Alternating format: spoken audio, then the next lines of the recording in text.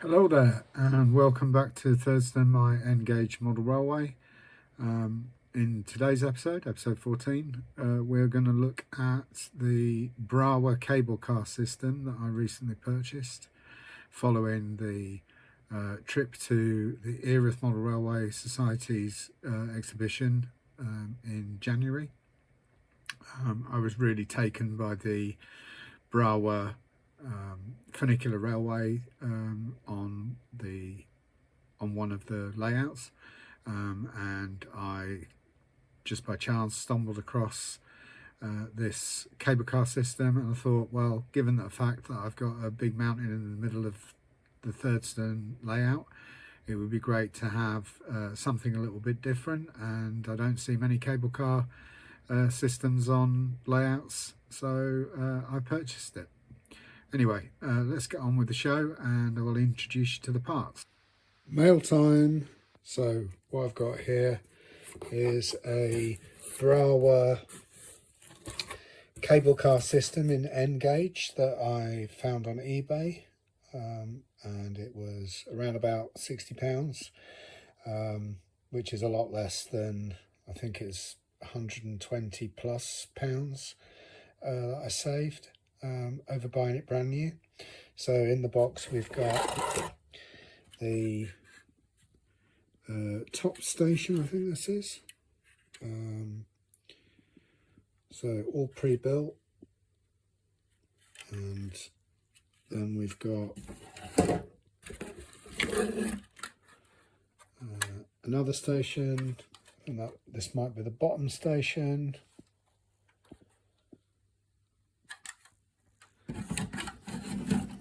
We've got the unpowered, and this one is spring-loaded cable drum. That one goes at the bottom.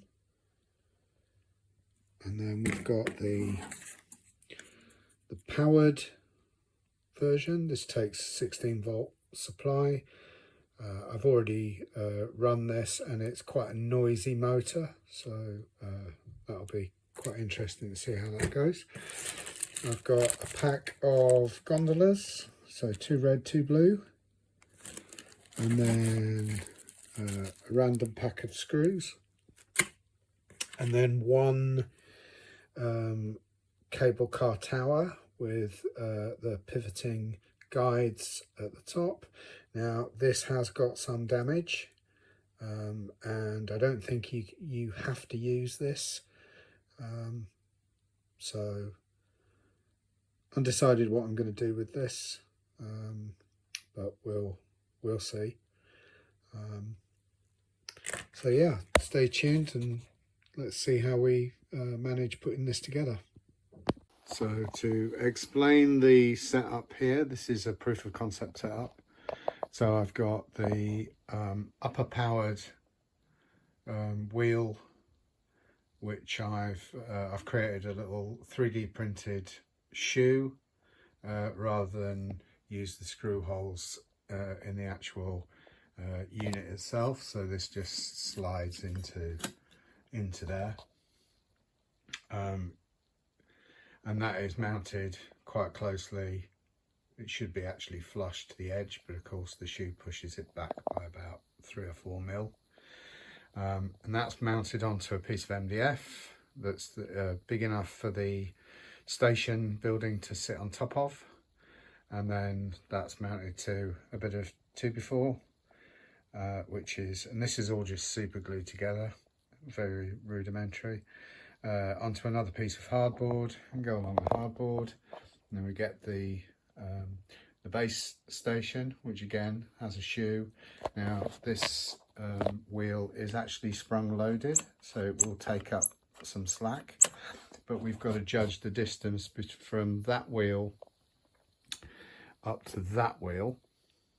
Okay, so we can measure that with a ruler or a tape measure, and then we can build a line which will be double the length of that distance or thereabouts, taking into account the circumference of the wheels, so it will be slightly larger, and so let's put that together. So measuring the distance from outer edge to outer edge, we get to 66 centimeters. Then to measure out your line, so I've just put a T-pin in at the at one end, and then measured out 60 centimeters, 66, 68, 70, 72. So put a pin in at the 66 mark, and then I've put a pin in the middle because we need a third hand effectively just to hang on to the thread. Okay, so what we're going to do is we're going to wrap the thread over that distance, and then we're going to use super glue to glue the thread together in the middle.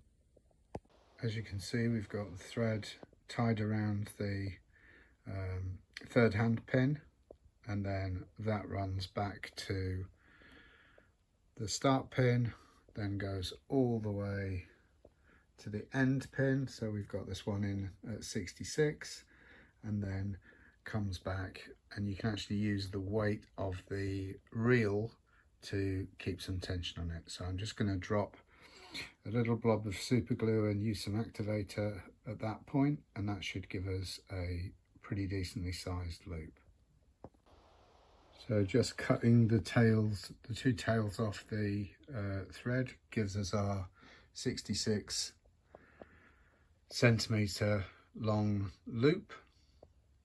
So we'll try and fit that onto the cable car and see whether or not it's long enough. Here we have the line stretched between the two reels, but unfortunately this is clearly too short because the baseboard is actually springing up, and the reel is actually fully tensioned.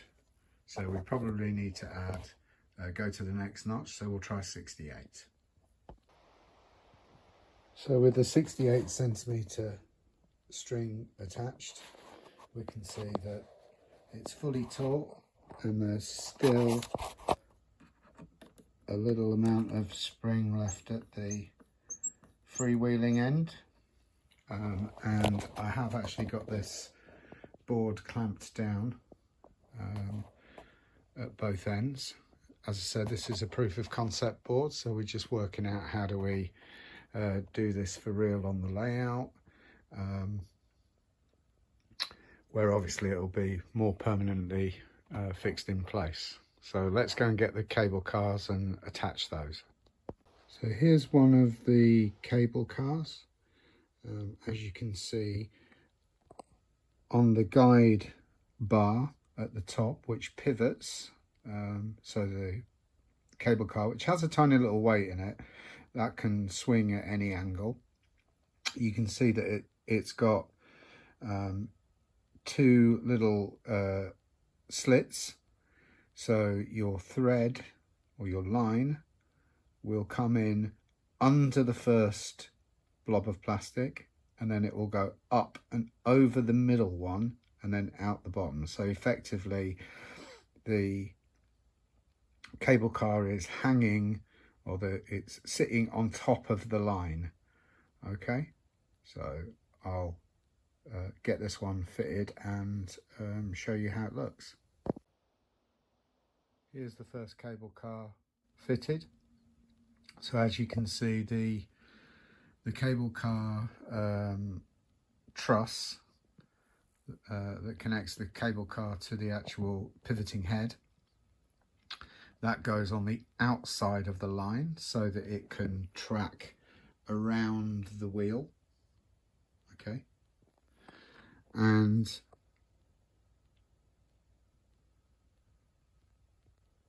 it's very hard to see, but it goes underneath the first section, and then up over that middle section, and then back under So you should have a little loop of line over that middle section, and the ends are under the other two ends. So controller wise, I've just got this attached to a old H&M Duette controller, which is probably older than I am, to be absolutely honest, but it does put out at least 16 volts, which is what the motor requires. So what you'll notice is that up on the powered section, you see how this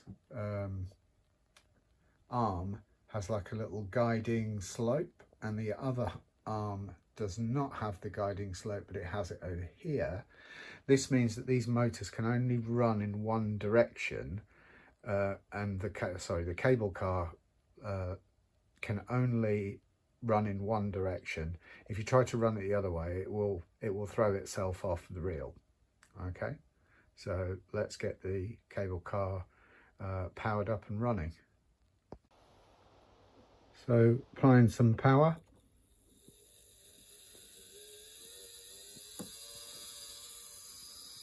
You can see the cable car start to move up.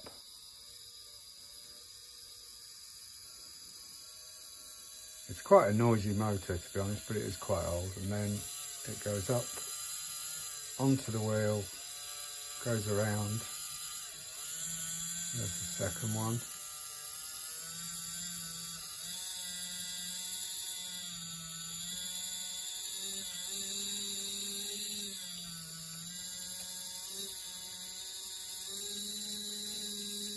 So, pretty cool system. And then if we go down to the home station,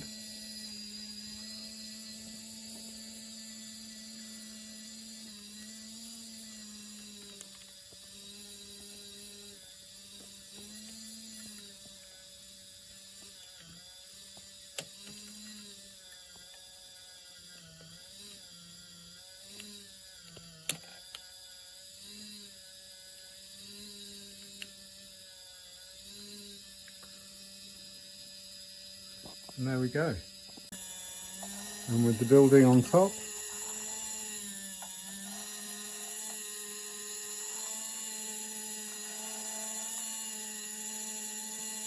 that looks pretty good. And down at the base we've got the home station.